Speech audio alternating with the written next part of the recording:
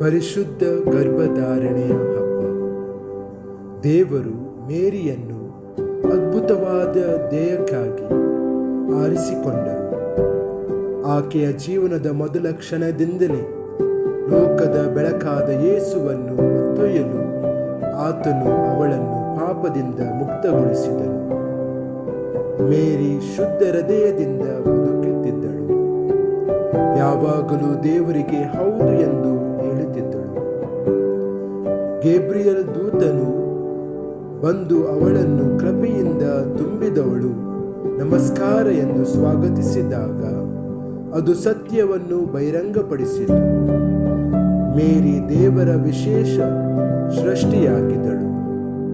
ಜಗತ್ತಿಗೆ ಭರವಸೆ ಮತ್ತು ಮೋಕ್ಷವನ್ನು ತರಲು ಸಿದ್ಧಳಾಗಿದ್ದಳು. ಆಕೆಯ ಪರಿಶುದ್ಧತೆಯು ದೇವರು ತನ್ನನ್ನು ನಂಬುವ ಯಾರ ಮೂಲಕವೂ ದೊಡ್ಡ ಕೆಲಸವನ್ನು ಮಾಡಬಹುದು ಎಂದು ನಮಗೆ ನೆನಪಿಸುತ್ತದೆ. ಪ್ರಾರ್ಥನೆ.